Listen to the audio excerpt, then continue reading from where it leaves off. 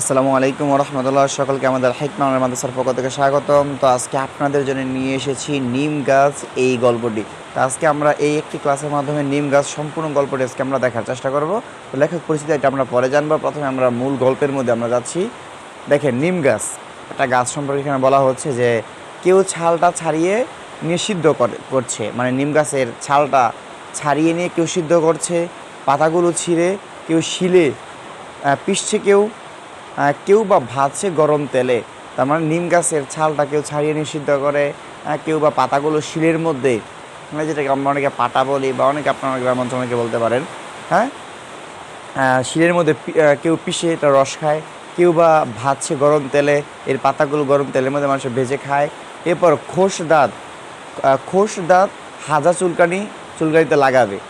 এই জন্যে চর্মরোগের অব্যর্থ মহ ঔষধ, এই লাইনটা অবশ্যই গুরুত্বপূর্ণ, যে চর্মরোগের অব্যর্থ মহ ঔষধ কোনটি, হ্যাঁ, তখন বলতে হবে যে নিম গাছ বা নিম গাছের পাতা, এগুলো কোনো কিছু দেওয়া থাকবে, এটা আপনাকে বলতে হবে যে নিম গাছটা আপনার চর্মরোগের অব্যর্থ মহ ঔষধ।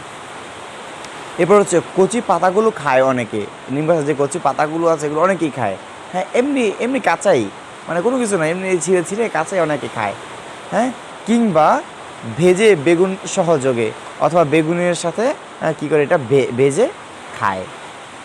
এরপর হচ্ছে যকৃতের পক্ষে ভারী উপকার, হ্যাঁ, যকৃতের পক্ষে এটা কি ভারী উপকার। কচি ডালগুলো ভেঙে চিবোয় কত লোক, এই যে আপনার নিম গাছের ডালগুলো ভেঙে অনেকে দেখবেন দাঁত মাঝে, হ্যাঁ, অনেকে এটা চিবোয়, দাঁতের জন্য এটা ভালো হয়, যে দাঁত ভালো থাকে, দাঁত ভালো থাকে। কবিরাজরা প্রশংসায় পঞ্চমুখ, হ্যাঁ, কবিরাজরা প্রশংসায় পঞ্চমুখ, মানে নিম গাছের গুণাগুণ তারা বর্ণনা করে। তো বাড়ির পাশে গজাললে বিজ্ঞরা খুশি হন। বাড়ির কাছে মানে গজালে, মানে এই গাছটা যদি বাড়ির পাশে হয় তাহলে বৃদ্ধরা খুশি হন যে এই গাছের অনেক উপকার রয়েছে, হ্যাঁ, খুশি হন, বলে নিম গাছের হাওয়া ভালো, থাক কেটো না।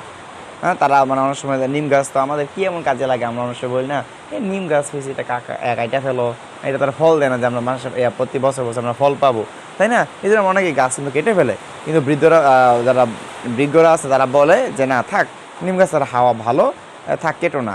হ্যাঁ, কাটে না কিন্তু যত্ন নেয় না। নিম গাছ মানুষে কাটে না, কিন্তু নিম গাছের যত্ন কিন্তু কেউ নেয় না। এই যে আবর্জনা জমে এসে চারিদিকে, নিম গাছের চারিদিকে গোড়ায় বা নিম গাছের চারিপাশে আপনার লতা পাতা অনেক গাছ জমা, কিন্তু এগুলোকে পরিষ্কার করে না। হ্যাঁ, শান দিয়ে বাঁধিও দেয় কেউ, সে আরেক আবর্জনা।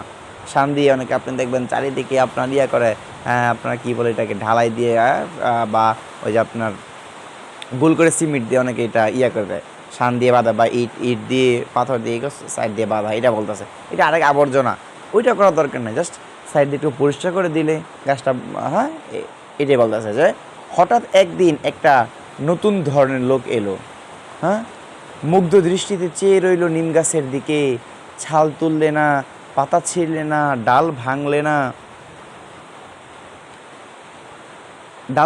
না, হ্যাঁ, মুগ্ধ দৃষ্টিতে চেয়ে রইল শুধু, মানে হঠাৎ একজন লোক আসলো, এসে কি করলো, মুগ্ধ দৃষ্টিতে এই নিম গাছের দিকে সে তাকিয়ে রইল, ছালগুলো সে তুললো না, পাতাও সে ছিঁড়লো না, ডালও ভাঙলো না, মুগ্ধ দৃষ্টিতে সে চেয়ে রইল। বলে উঠলো, বাহ, কি সুন্দর পাতাগুলি, কি রূপ, হ্যাঁ, থোকা থোকা ফুলে রইবা, কি বাহার, এক ঝাঁক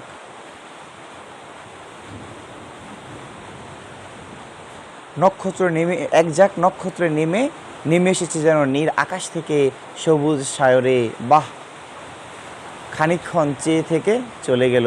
কবিরাজ নয় কবি, হ্যাঁ, কবিরাজ নয় কবি। নিম গাছটার ইচ্ছে করতে লাগলো লোকটার সঙ্গে চলে যায়, মানে এই যে সেই লোকটা, হ্যাঁ, কী করলো, আপনার এটার নিম গাছের অনেক প্রশংসা করলো, যে কী সুন্দর, কি অপরূপ বাহার, হ্যাঁ, যেন তার পাতাগুলো খুব কী সুন্দর, যেন নীল আকাশ থেকে, হ্যাঁ, এই সবুজ সায়রে নেমে এসেছে, এই যে প্রশংসা করলো। তখন নিম গাছের ইচ্ছা করলো ওই লোকটার সাথে চলে যেতে, কিন্তু পারলো না। কেন পারলো না? কারণ মাটির ভিতরে শিকড় অনেক দূর চলে গেছে, সে চাইলেই গাছটা উঠতে পারবে না।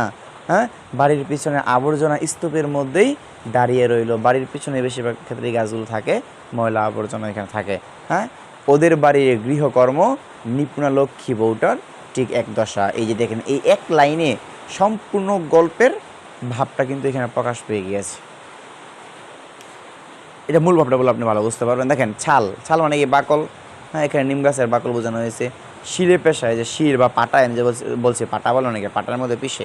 হ্যাঁ, আচ্ছা, অব্যর্থ, যা বিফল হবে না। পাতাগুলো খায় অনেকে, মানে নিমের পাতাগুলো অনেক মানুষের খায়, এটা শরীরের রোগ প্রতিরোধ ক্ষমতা বাড়ে। শান দিয়ে বাঁধে, এদের এখানে ইট, সিমেন্ট, যেটা আমি বললাম, দিয়ে বোঝানো হচ্ছে। এবার যে কবিরাজ, যিনি গাছগাছালি পরিশোধন করে মনুষ্য রোগের চিকিৎসা করেন। কবিরাজা গাছগাছালি দিয়ে মানুষের চিকিৎসা করে। কবি, যিনি কবিতা লেখেন, এরপর যে শিকড় অনেক দূর চলে গেছে। হ্যাঁ, এটার মানে কি? এটার মানে হচ্ছে প্রতীকাশ্রয়ে বর্ণিত, অর্থাৎ নিম গাছের শিকড় মাটির গভীরে প্রবেশ করে এবং চারিদিকে বিস্তৃত হয়। লক্ষ্মী বউটার প্রতীক যেহেতু নিম গাছ, সেহেতু নিম গাছের শিকড়ের সঙ্গে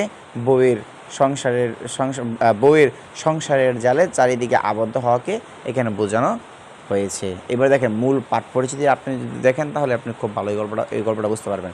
দেখেন পাঠ পরিচিতি। বলাইচাঁদ মুখোপাধ্যায়ের বনফুল, মানে তাকে বনফুল বলা হয় আর কি তার। আচ্ছা, তার ছদ্মনাম। আচ্ছা, তাহলে অদৃশ্য লোক 1947 সালের অদৃশ্য লোক গ্রন্থের অন্তর্ভুক্ত। এটা 1947 সালে প্রকাশ পাইছে। গ্রন্থের অন্তর্ভুক্ত নিম গাছ এই গল্পটা। তাহলে এটা কোনটার অন্তর্ভুক্ত? অদৃশ্য লোক এই গ্রন্থের অন্তর্ভুক্ত হচ্ছে নিম গাছ গল্পটি। এই গল্পের সংক্ষিপ্ত অবয়বের মধ্যে লেখক বিপুল বক্তব্য উপস্থাপনে যে দক্ষতা পরিচয় দিয়েছেন তা বাংলা সাহিত্যে বিরল। হ্যাঁ, নিম গাছের বর্ণনা, এর পাতা, বাকল, ছায়ার ইত্যাদির বাহ্যিক উপকারিতা কবিতার মতো বর্ণনা করা হয়েছে এই গল্পে। এটা কিন্তু কবিতার মতো ঠিক না, সংক্ষিপ্ত দেখা যায়, কিন্তু এটা গল্প এটা। হ্যাঁ, কবিরাজ তার চিকিৎসার কাজে সাধারণ মানুষ বাহ্যিক প্রয়োজনে নিম গাছকে অনবরত ব্যবহার করে থাকে, কিন্তু কেউ এই গাছের সামান্য যত্ন নেয় না। হ্যাঁ, একজন কবি একদিন নিম গাছের গুণ ও রূপের প্রশংসা করে। নিম গাছের ভালো লাগে ওই লোককে নিম গাছের ভালো লাগে এবং সে তার সঙ্গে চলে যেতে চায়, কিন্তু মাটির ভিতরে তার শিকড়, হ্যাঁ, গাছটি যেতে পারে না। আসলে গাছ তো চলতে পারে না। এটি একটি প্রতীকী গল্প। এটা দিয়ে বোঝানো হয়েছে, কি বোঝানো হয়েছে? এই গল্পে ম্যাজিকটাই হচ্ছে, এই গল্পে ম্যাজিক বাক্য হলো শেষটি। ওই যে আমি বললাম যে শেষ বাক্যটি দিয়ে সম্পূর্ণ গল্পটাকে বোঝানো হয়েছে।